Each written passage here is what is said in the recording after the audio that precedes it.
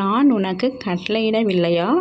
பெலன் கொண்டு திடன்மனதாயிரு, திகையாதே கலங்காதே, நீ போகும் இடமெல்லாம் உன் தேவனாகிய கர்த்தர் உன்னோடே இருக்கிறார் என்றார். இந்த வசனம் எதில் இருக்குங்க பார்த்தீங்க அப்படின்னா, யோசுவா 1:9 வசனத்தில் இருக்குது. இதனுடைய அர்த்தம் பார்த்தீங்க அப்படின்னா நம்ம டெய்லி ஏதாவது ஒரு காரியத்தை செய்யும்போது நம்ம கண்டிப்பாக ஒரு சோர்வோடையே இருப்போம், கவலையோடையே இருப்போம். இந்த நாள் நமக்கு நல்லபடியாக தொடங்குமா அப்படின்னு சொல்லி தான் நம்ம எந்திரிப்போமே. இப்போ நம்ம வேலைக்கே போயிட்டுருக்கோம் அப்படின்னாலுமே கூட நம்மளுடைய குடும்ப சூழ்நிலைக்கோசரம் நமக்கு நிறைய தேவைகள் நம்ம வாழ்க்கையில் இருக்குது. அந்த தேவைகள்லாம் நிறைவேறணும் அப்படின்னா நமக்கு முதலாவது நம்ம தேவனுடைய ராஜ்யத்தில் நம்மளுடைய கவலைகள் எல்லாத்தையும் கடவுள்கிட்ட நீங்கள் ஒப்படைச்சிட்டிங்க அப்படின்னா கடவுள் நம்மளோட கூட இருப்பார். நம்ம இன்னைக்கு காலையில் எழுந்திரிச்சு நம்ம ஒரு வேலை செய்கிறோம் அப்படின்னா நமக்கு முதலாவது நமக்கு ஒரு நம்பிக்கை தேவைப்படுது. அந்த நம்பிக்கை எங்கேருந்து வருது அப்படின்னு சொன்னிங்கன்னா கண்டிப்பாக நம்மளுடைய ப்ரேயர்லேருந்து தான் கிடைக்கும், ஜெபத்துலேருந்து தான் கிடைக்கும். ஸோ அந்த நாள் நம்ம எந்திரிக்கும் போதே நம்மளுடைய வேண்டுதல் என்ன, நம்மளுடைய தேவைகள் என்ன அப்படின்னு சொல்லி கடவுளுடைய பாதத்தில் வைக்கும்போது அந்த நாள் ஃபுல்லாகவே பார்த்திங்க அப்படின்னா கடவுளுடைய பெரிய கிருபை நம்மளோட கூட இருக்கும். இப்போ நிறையா வாலிபர்கள் என்ன பண்ணுவாங்க அப்படின்னா, படித்து முடிச்சிருப்பாங்க, வேலை இல்லாமல் இருக்கும். அவங்க எதிர்பார்த்த வேலை கிடைக்காம இருக்கலாம், இல்லை வேலை கிடைச்சிருக்கும், சம்பளம் எதிர்பார்த்த மாதிரி இருக்காது. ஸோ அந்த மாதிரி டைமில் அவங்க என்ன பண்ணுவாங்க அப்படின்னா, சில பேர் தப்பான முடிவு எடுப்பாங்க. சில பேர் என்ன பண்ணுவாங்கன்னா, அந்த வேலையை நம்ம குயிட் பண்ணிடலாம், நம்ம வேலைக்கு போகாமல் வேறு ஏதாவது வேலையை தேடலாம் அப்படிங்கிற மாதிரி இருப்பாங்க. ஆனால் குடும்ப சூழ்நிலை காரணமாக அவங்க கண்டிப்பாக வேலைக்கு போகிற கட்டாயத்தில் தான் இருப்பாங்க. ஸோ அந்த மாதிரி நேரத்தில் நம்ம மனம் தளராமல் தேவனிடத்தில் நம்ம கேட்கும்போது கடவுள் கண்டிப்பாக நம்மளுடைய தேவைகள் அனைத்தையும் சந்திக்க வல்லவராக இருக்கிறார். ஒரு ஏழை விதவை பார்த்தீங்க அப்படின்னா ஒரு நார்மலான ஒரு இயல்பான ஒரு கதை தான். ஒரு விதவைக்கு 4 குழந்தைங்க இருக்கிறாங்க. அந்த 4 குழந்தைங்க பார்த்திங்க அப்படின்னா 3 ஆண் குழந்தை, ஒரு பெண் குழந்தை இருக்கிறாங்க. அந்த பெண் என்ன பண்ணுறாங்க அப்படின்னா, அவங்க விரும்பி தான் கல்யாணம் பண்ணி 4 குழந்தைகள் ஆகுது.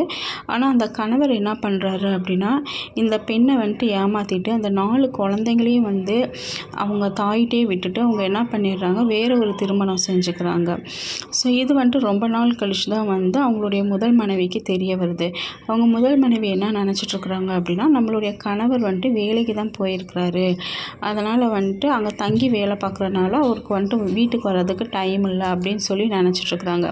ஆனால் நாளடைவில் பார்த்தீங்க அப்படின்னா ஒரு அக்கம் பக்கம் பேசுகிறவங்க என்ன சொல்கிறாங்க அப்படின்னா, உங்களுக்கு இந்த மாதிரி சூழல் இருக்குது, உங்களுடைய வீட்டுக்கார் இந்த மாதிரி ஒரு திருமணம் பண்ணிட்டார் அப்படின்னு சொல்லும்போது அந்த முதல் மனைவியால் அதை நம்பவே முடியல.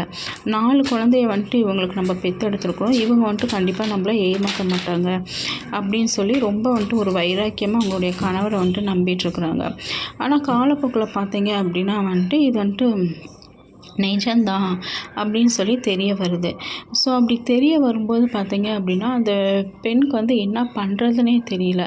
ஏன் என்னுடைய வாழ்க்கையில் இவ்வளோ கஷ்டங்கள் வந்துச்சு, ஏன் கண்ணீர் தேவன் அனுமதித்தார் அப்படின்னு சொல்லி அவங்க ரொம்ப கண்ணீரோடும் கவலையோடையும் இருக்கும்போது அவங்க என்ன பண்ணுறாங்க அப்படின்னா, ஒரு நல்ல ஒரு பெரிய ஊழியக்காரங்களுடைய ஒரு ஜெப கூட்டத்துக்கு அந்த பெண்மணி போயிருக்காங்க.